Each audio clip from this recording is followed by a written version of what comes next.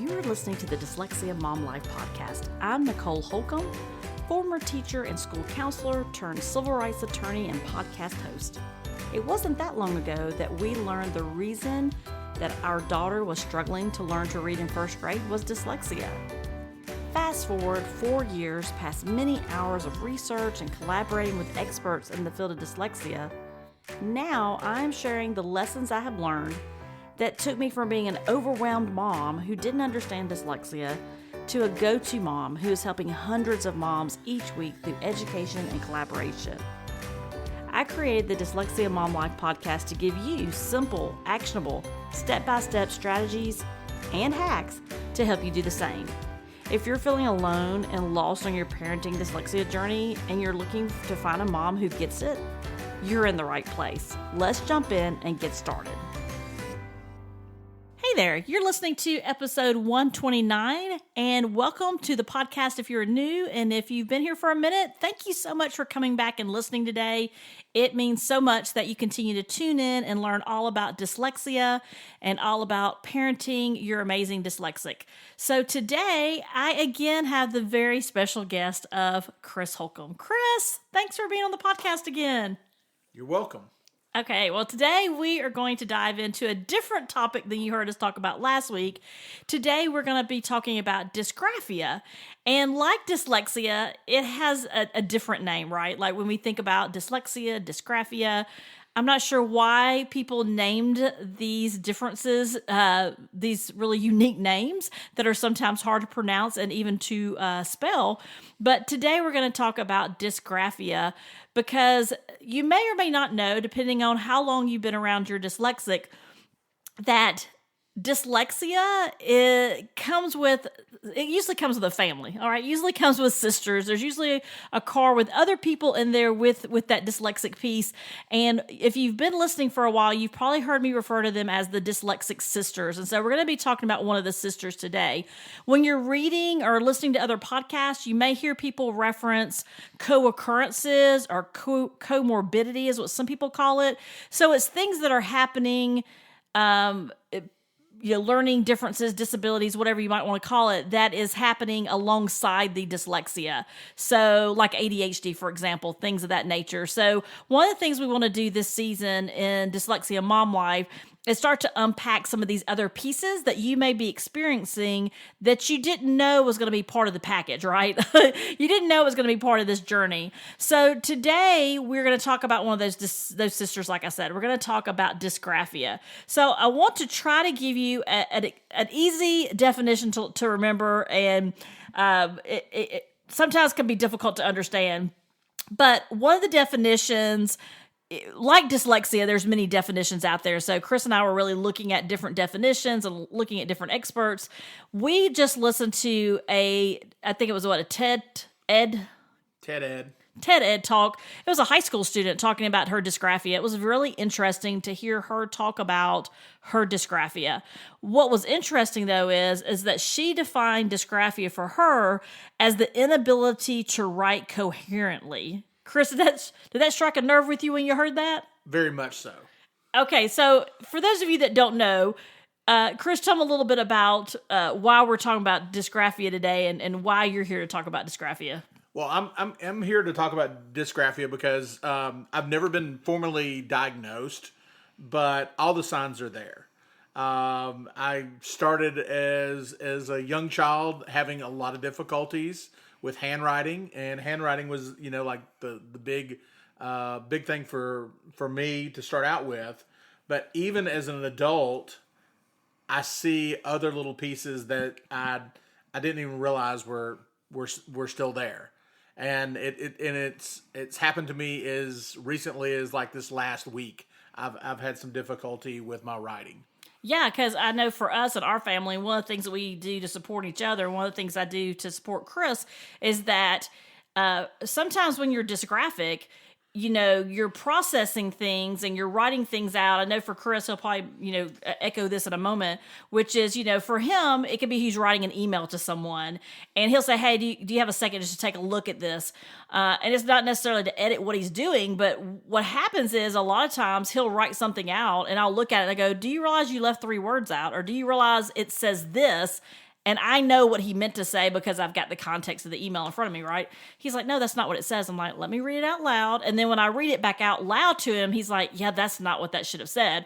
And so as you can imagine, not only as a student, but even as an adult, how that might be impacting you. And so one of the reasons we're bringing this to the show today is so you will be aware of that for your child and be able to see some of those signs. So we're going to unpack that a little bit here in a couple minutes. Chris, did you want to say anything else about that piece? No, I was going to say that the part about writing things is because even with the technology that's out today, Grammarly, using a word processor, You're dating yourself now. You mean speech to text, things like that? Yeah, speech to text. You can still have a lot of difficulty writing. Yeah, because sometimes the spell check won't catch it if they don't know what you're trying to spell, right? Yeah. Yes. Yeah, that happens too. So another definition, though, that I've run across that I really like, it's from a speech therapist, what she uses, and she says that this is a brain-based specific learning disorder, so brain-based, and it impacts the child's writing and fine motor skills. Makes sense, right? Like, so if you know anything about dysgraphia, and you do now, it is the way the brain is processing as far as those writing and fine motor skills. And they say it's pretty, highly prevalent in kids, obviously with dyslexia, also ADHD, with it being that brain-based piece, that neurological piece. Obviously, it affects adults, but it also affects our kids, and that's, like I said earlier, one of the reasons we wanted to talk about it today. So one of the things I wanted to share with you, though, is that, well, let me go back for a minute. I was talking about the other, I guess, co-occurrences, you could say, as far as with ADHD and things of that nature. One of the things I found interesting when I was doing some research is they say between 20 to 60%, although that's a pretty big window, right, of children that have ADHD also may have dysgraphia. And the reason I say that is, again, if you're here because your child's dyslexic or you're here because your child's struggling to learn to read, it also could be that dysgraphia is also getting in the way of that. And I'll be honest, when I first thought of dysgraphia, I always thought it was handwriting. And so as long as back as Chris and I had started dating, I can remember always giving him a hard time because his handwriting looked like a doctor's. Like, it was like slanted, it was hard to read, but it had that nice little penmanship of what you see as a physician, which is one or two letters and the rest of it's not recognizable. But for Chris, sometimes he'll even go back and look at his own work and he can't recognize what he's written. Does that happen still, Chris, sometimes? Oh yeah, all the time. Most of the time, when I would like take notes or write something down, and I'm finding out that as I find out more about dysgraphia is just like keeping up. As when you're like taking notes, you're trying to keep up, you're trying to write real fast, and then you just have to leave things out. And then so what happens is my notes are incoherent because, you got the beginning, I got the beginning, I got maybe a little bit of the middle, but I definitely didn't get the end. Yeah, absolutely. So let's talk a little bit about, because this was fascinating to me, just like dyslexia may have severities, dysgraphia, there's actually 5 types of dysgraphia. Now, hold on tight with me. I will put this in the show notes because I know it might be hard to kind of follow along, but I'm going to break those down for you. So the 5 types are dyslexic dysgraphia, motor dysgraphia, spatial dysgraphia, phonological dysgraphia, and lexical dysgraphia. So as you can tell, again, really seems a little more complicated. Let me kind of break it down one by one for you. So when we're thinking about the dyslexic dysgraphic, how they're characterizing that particular type of dysgraphia is poor spontaneous written work. So they're able to copy something off the board okay, but they have minimum fine motor deficits there. So it could be that the dysgraphia is when they're working independently, many times it looks illegible. I can't speak. It will look illegible. That's what I'm trying to say. And in contrast to that, when they copy it off the board, that they're able to follow along easier as far as getting that down. But usually the speed of that, the fine motor skills are more normal in nature as far as they're able to keep up with things. And so, again, though, those are really 2 different things, though, right? They could be dyslexic and have dysgraphia, but this is a type of dysgraphia that they were talking about. So that to me is really interesting because I always kind of lumped them all into one thing until I did some more research and realized, oh wow, there's actually lots of pieces here to unpack as it relates to dysgraphia. Another one is motor dysgraphia, and I think this is the one I most think about when I think about dysgraphia. And this is the poor fine motor skills. You know, the written work is just not legible. You just can't make any sense out of it. Short samples, you know, they could take a little extra effort and time as well. Poor grasp. So even how a child may hold a pencil. Now for this one, for the motor one, spelling is not affected. So they're able to spell well. It's the actual physical pieces of actually holding their pencil and actually the muscle tone, the dexterity, their motor skills is what's holding them up as far as having that handwriting. And so that poor grasp can impact the way that written word looks. So many times they may have even like pressure points on their paper and things like that. And I don't think they have this anymore, but when I was growing up, definitely, we had it on our report cards, they would always have a handwriting grade. Yeah. I never had a satisfactory or an excellent. I always had, you know, a U. I guess I believe Needs it was unsatisfactory or needs improvement. And I remember even as late as high school getting points taken off on my assignments, you know, 10 points messy. And that was something that, tracked me all the way through school. Like when I was in like second grade, I think that's when we switched from having a landscape type tablet that we wrote on, our notebook, and then we went to a portrait type, and I don't even know if they make these anymore. We did this before you went to notebook paper. Yeah. And I remember when you went to the portrait style, it still had the little line there, so you know where so you could know where your R's and I's were supposed to come up to when you wrote. And my teacher made me special paper with those lines on it. And she's, Xeroxed it off, made copies of it. And that's what I wrote my assignments on. So while everybody was doing that, I was doing this. Right. So that leads into this next piece too. So the third type is spatial dysgraphia, and it's a visual spatial deficit. And they said both spontaneous and copied work can be poor. Spelling and fine motor skills are usually okay. Poor baseline placement and spacing. So you may start off on one line and end up on a different line, like as far as not writing straight across the paper. Students usually do well in spelling and things of that nature. There's no fine motor concerns there, but they will have where they won't stay on the line. So they're like moving up or down as far as writing across the paper. So it's more spatial, like how are their letters spaced out from one another? How are their sentences spaced out? So it looks a little different there. And so that's how they look at that piece. So that one's a little bit different. The fourth one is phonological dysgraphia. This one is notable because spelling unfamiliar words, just they have irregular spelling on things, difficulties with phonemes and blending. And so writing and spelling definitely is difficult for this particular type of dysgraphia. And the students, a lot of times with this type of dysgraphia, with the phonological, they have a hard time holding the phonemes in their memory and blending the sounds together and getting the right word on the paper. The fifth and final one is called a lexical dysgraphia, and it relies on the sound to letter patterns. Misspelling of irregular words happen. The child can spell, but they rely really heavily on letters and patterns of that as well. And they said that's pretty common as far as languages in English, sometimes in French. But this type of dysgraphia is more rare, they said, as opposed to the others that we just talked about. So, there's a couple different ones there. I wouldn't get too in the weeds about what type you're looking at, because I'm going to tell you in a few minutes some things you can do to figure out, like some other warning signs and kind of things to watch for, some other signs and characteristics. But like Chris was just saying, I think a perfect segue next would be, I want to share just a couple of myths, because I always think it's interesting when we talk about what people think and what things actually are.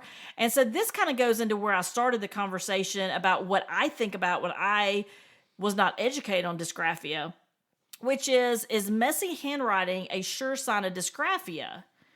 So no, that's false. A common sign of dysgraphia, the handwriting may be hard to read, but some students actually write neatly.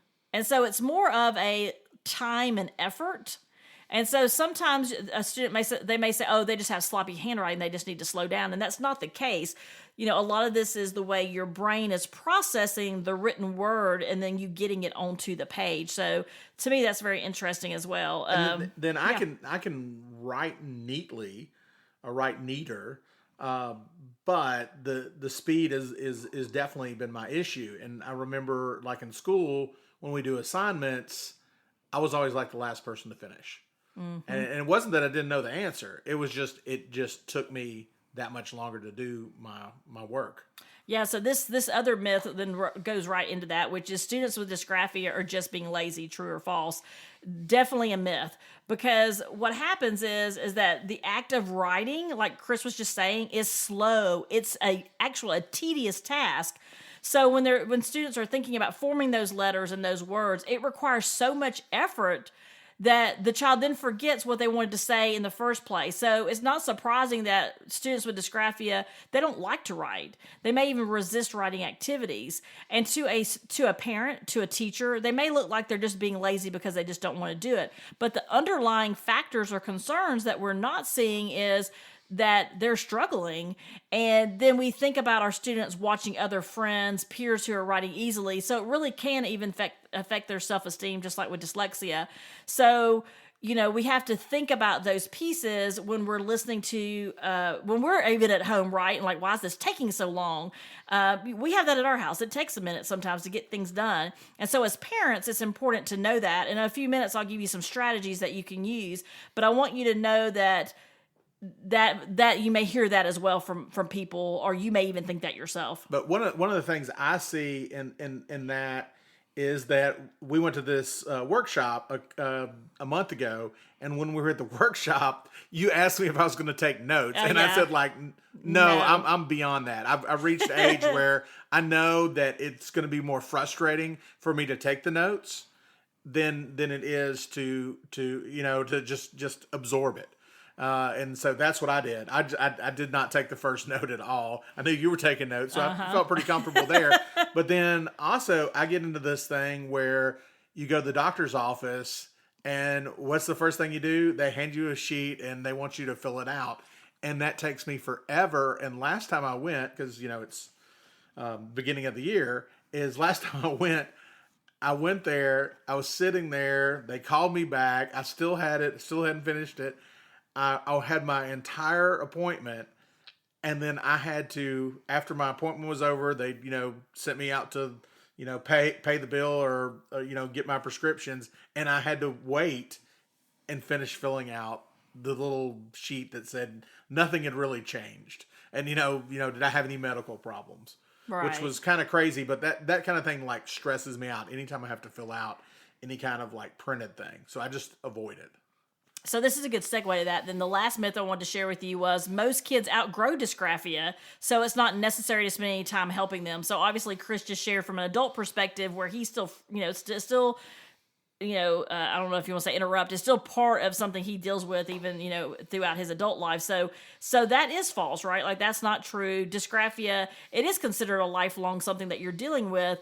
However, I'm going to talk to you in a few minutes about what are some things we can do as parents, though, to help alleviate some of those pieces. But just like with dyslexia, it's not something that just goes away. It's something that's just part of who they are now, right?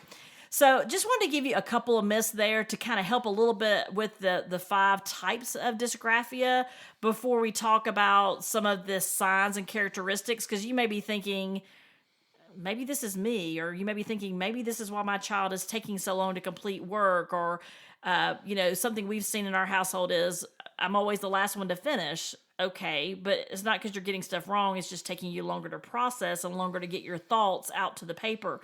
So as a parent, it's important for you to know those characteristics and those signs so that you're able to better ask the questions you need to ask at school, get the right accommodations, and also help support your child at home and at school. And when I was in elementary school, it would take me hours to do all the homework. And by the time I got to high school, I just stopped doing it. Right. Mm-hmm. I really just, like, if it was something that was going to take a long time, I just didn't do it. and it wasn't that many points because I knew, I did fine otherwise in my classes, but homework was not going to get completed. Yeah, absolutely. And that's why it's important, too, that when we're talking about working with our schools and working with people that are working with our students, if you're finding that your child is struggling to get homework done and you ask the teacher, how long should this be taking? And they say 10 minutes and you say, we've spent 2 hours on this. Like, those are conversations that are helpful to have as well. So some of the things you may be wondering about is, well, what should I be looking for? Like, what are some signs or characteristics that my child may have one of the types of dysgraphia? So some of the things that I've seen in some of the research is things like poor letter formation, spacing, size. You just heard me talk about one of the dysgraphias as far as like just spacing out. Like, it could be that they write a sentence, but the words in the sentence are not recognizable, right? It's like one big word instead of an actual sentence. They may have difficulty with like longer writing assignments. You may see your child grip their pencil differently, or have trouble with that, or they put too much pressure on the paper. They may have it may just look different as far as how they hold their pencil. And then many times, not in all of those that we just talked about, but many times you won't be able to read the writing.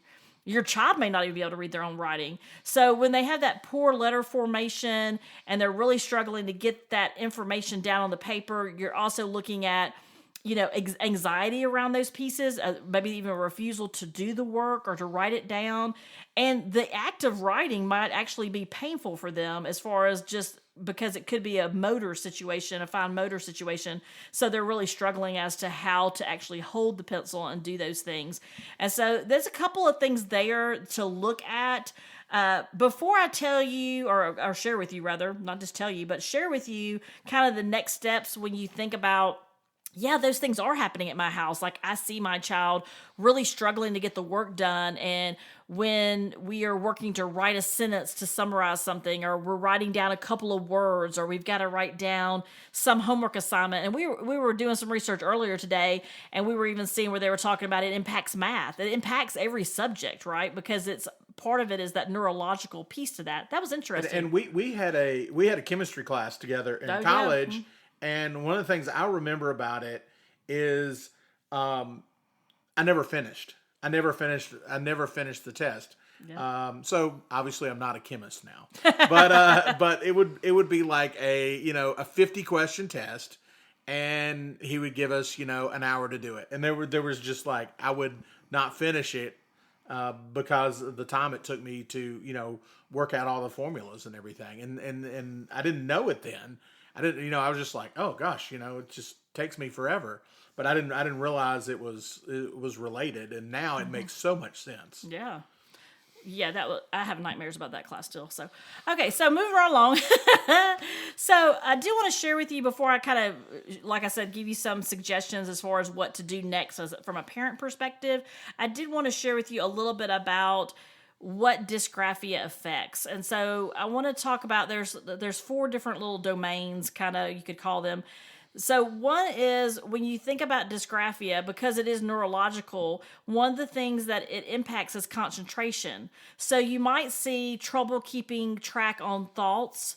You may see difficulty, thinking of words to write. Like, for example, last summer, when my daughter got through with a book report, she had to write down 3 reasons she would recommend the book to somebody. And she's like, well, I liked it.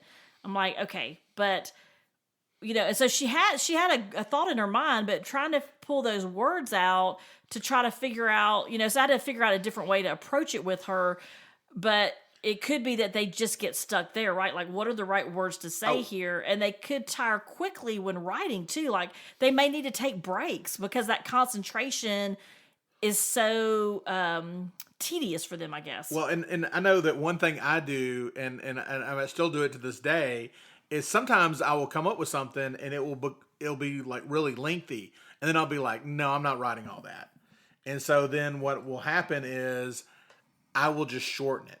I will like, and that's probably one of the reasons I'll leave out words, is I'll come up with a quicker way to say it. Yeah. I'll be like, no, I don't need to go into all this detail to explain why, the something needs to be repaired on my car. I'll just say, like, it makes a sound when you crank it. I won't go into, all the other details because it just takes too much effort. time. Yeah. So, in addition to the concentration piece, another piece that it impacts, what we briefly mentioned earlier, is fine motor. So, if you're not real sure what all that means, one of the fine motor pieces can be handwriting difficulties. And so, like I said earlier, it's the formation of the letters. It can be the spacing of the letters or the words. It can be the sizing of them. Like Chris said earlier, like, are they staying in between the lines? Are their words, are their letters really large or really tiny? Like, what does those sizes look like? So that could be part of the fine motor. It also could be the manipulation piece of it. So actually holding that pencil, how do they grip it? How do they use the equipment as far as technology and things of that nature? Like the mechanical pieces of it can also be impacted. And I think one of the things I do is, for some reason, the way I write my fours confuses people. I believe that's which one it is. 4, they go like, "Is this a 4 or a 9?" I'm going like, "It's a 4. Can't you see?"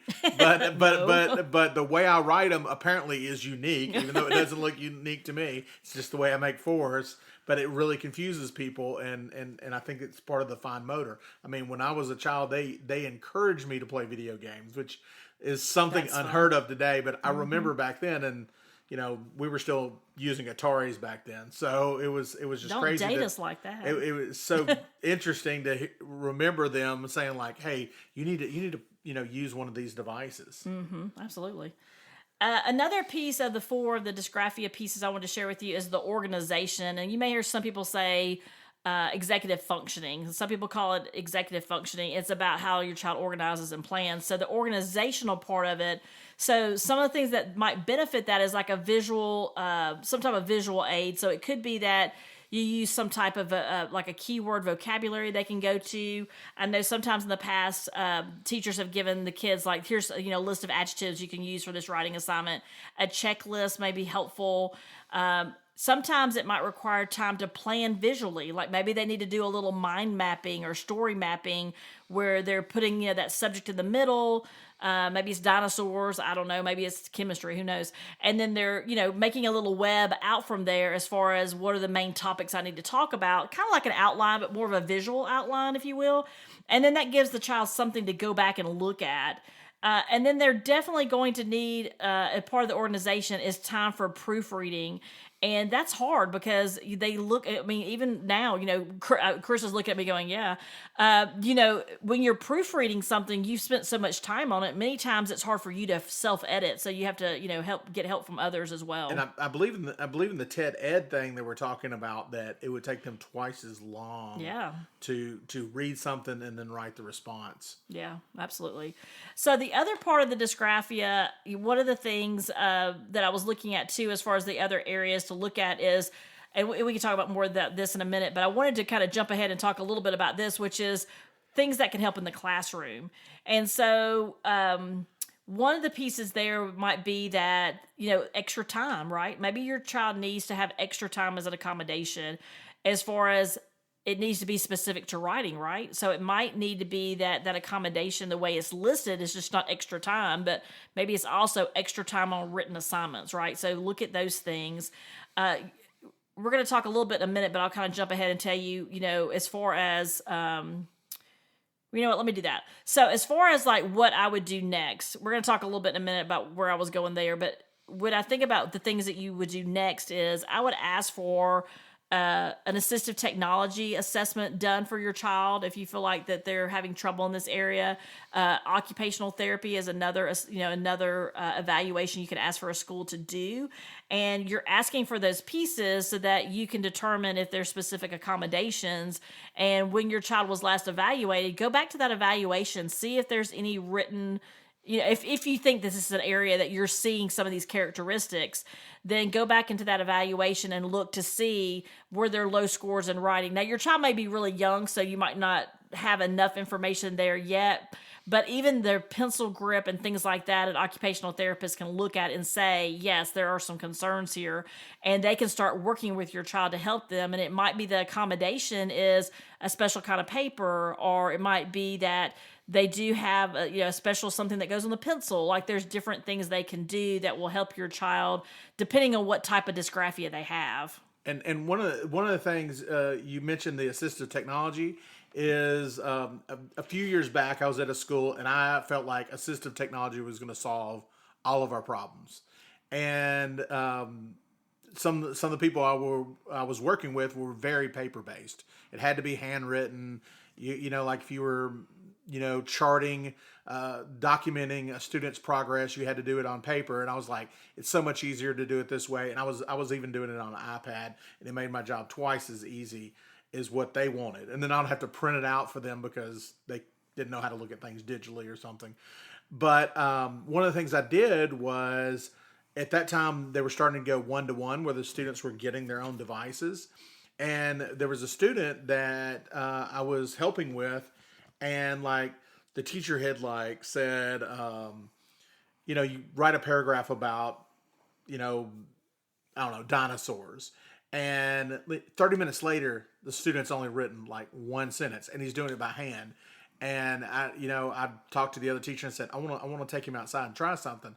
Took him outside, showed him how to use the speech to text, and then he had a paragraph within like 10 minutes, which I'd seen this kid all year long, and that was his regular thing, was he wasn't going to write more than like one sentence when you had an assignment. And I was familiar with that because, you know, like anytime you had a discussion question, or in college we had those little blue books that we were supposed to fill up, you know, somebody would write, you know, several pages and I would write a paragraph, and I would answer the same question. But had I used some technology like that, I might have written a lot more. And definitely for this student that I was working with and helping out, he was able to write so much more. And I think it was kind of like a breakthrough when he saw he could do it.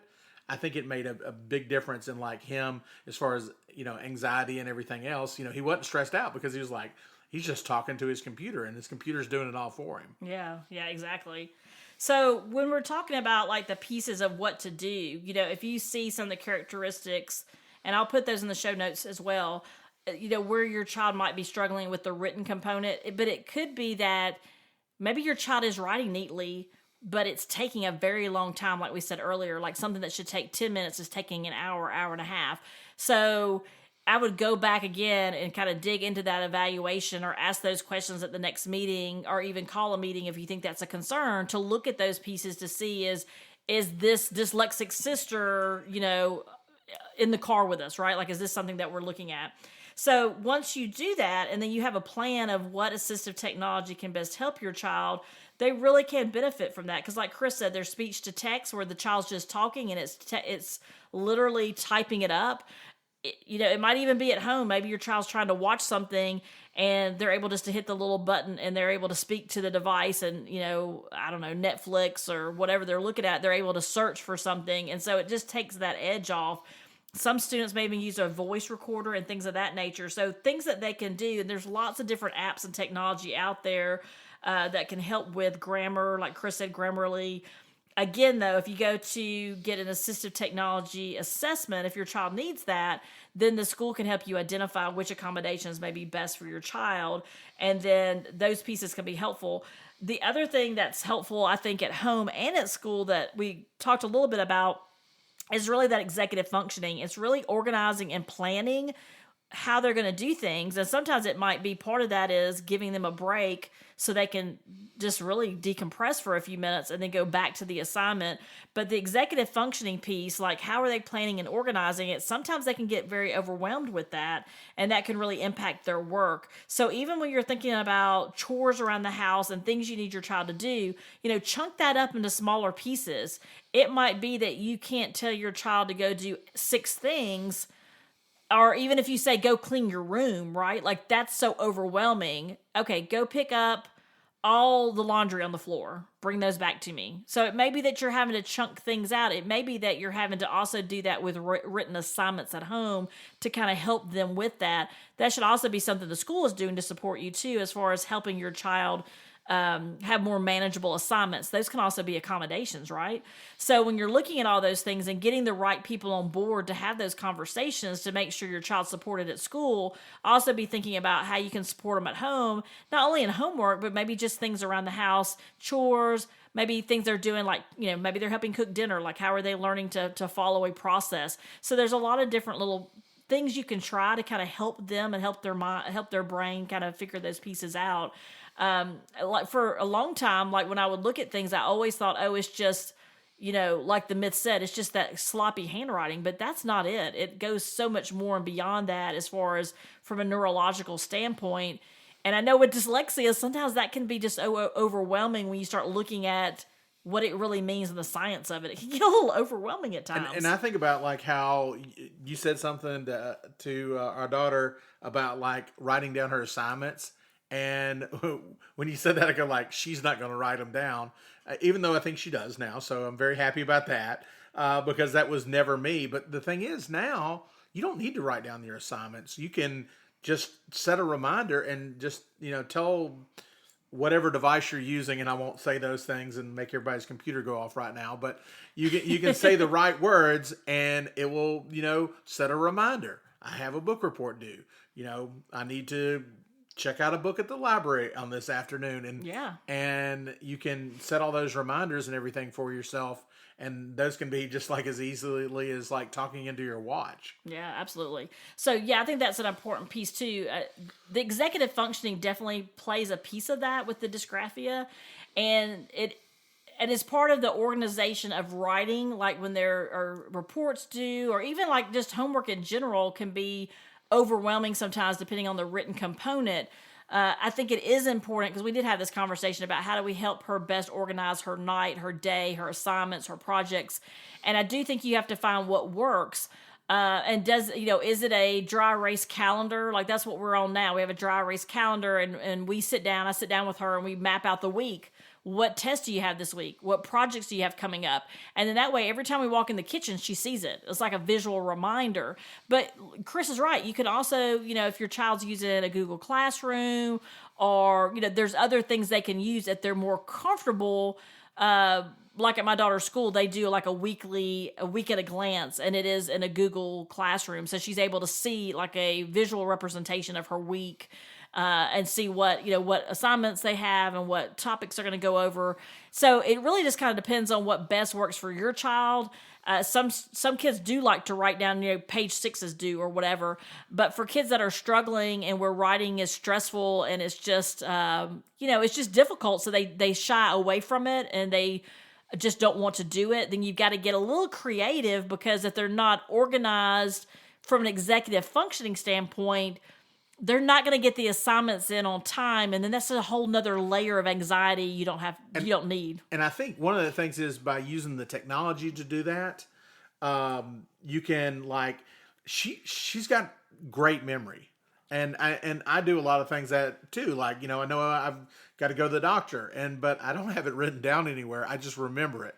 But other things come up in life, and then you kind of like, oh gosh, I got to leave in 20 minutes, or you're a little bit late leaving because there was too many other things distracting you at the time. But by using this technology that can remind you, it's going to help relieve that anxiety. Yeah. And so the good news is that there are tools out there. The good news is there are ways to determine if your child is struggling in this particular piece.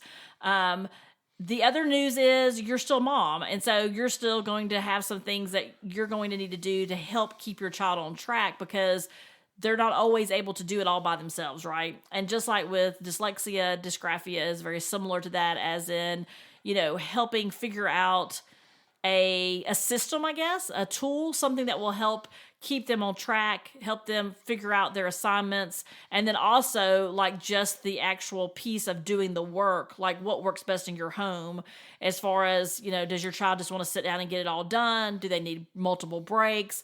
We're kind of laid back at our house about that, even though we are a bunch of educators. Like I can tell when she needs a break, right? Let's just take a 15-minute break or a 20-minute break. Or sometimes I'll just tell her how long a break you need. And if it's more than I think, then I'll say, yeah, no, we're not going to take that long of a break.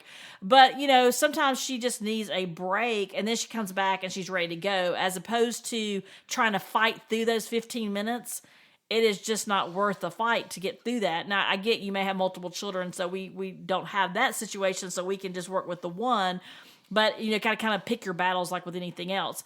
But if you're not aware that this might be a component holding your child up, you don't know that this dyslexic sister is sitting in the front seat beside dyslexia, then you don't know to identify and ask for help at school, get those right accommodations, and then what can I do at home to better help support my child?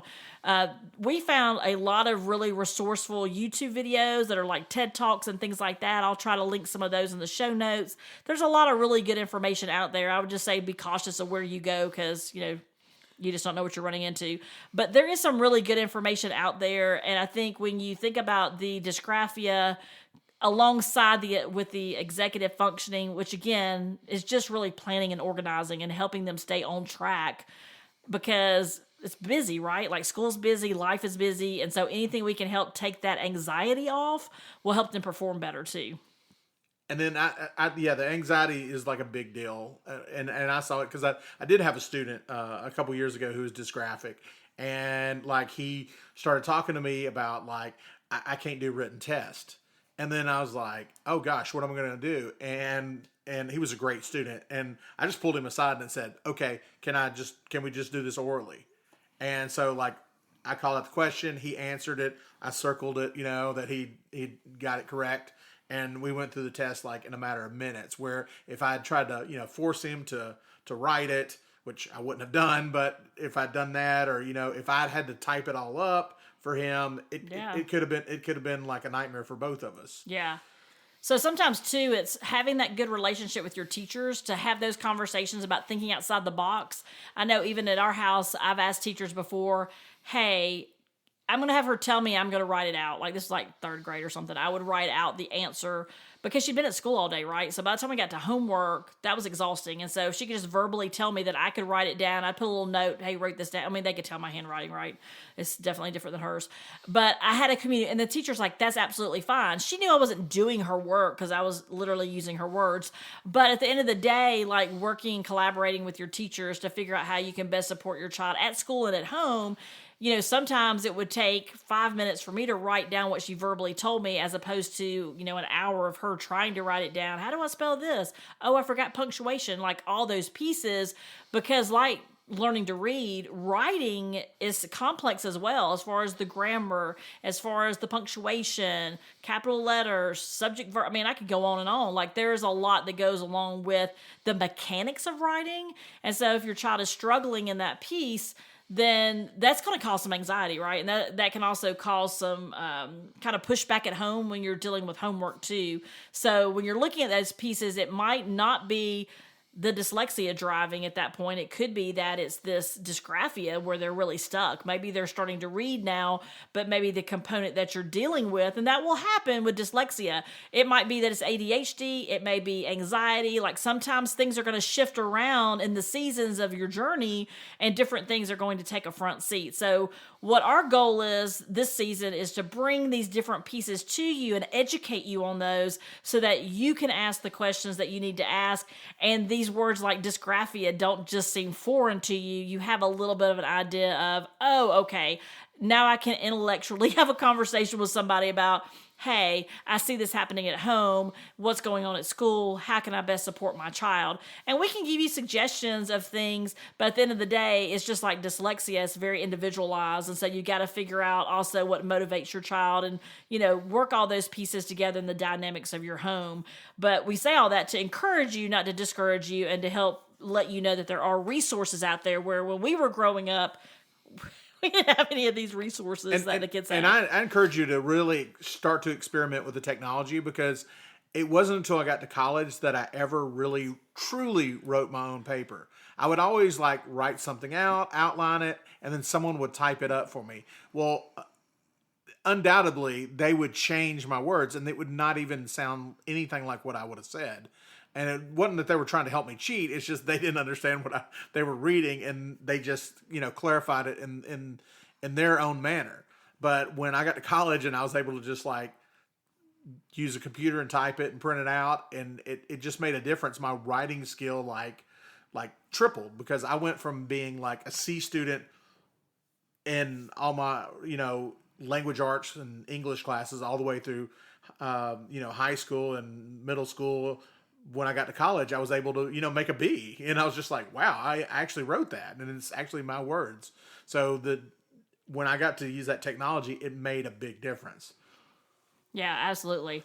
So one last piece that I want to share with you is that, and if you're driving, you can't do this right now, but if you believe that your child might be struggling with dysgraphia, I want you to try this activity for yourself, because I think it's powerful when we can understand how our children are experiencing something.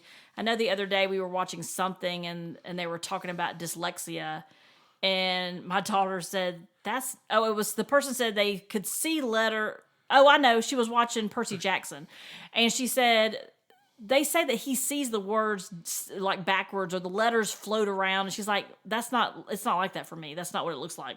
So she's at the age in 6th grade where we can have those conversations. And I said, well, what does it look like? Like, I can kind of have a conversation. But I think it's important that we understand those pieces. So I'm going to challenge you to do this activity when you're somewhere where you can sit down and do this.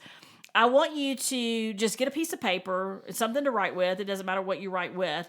But I want you to use your non-dominant hand. I want you to write your name. I want you to write today's date.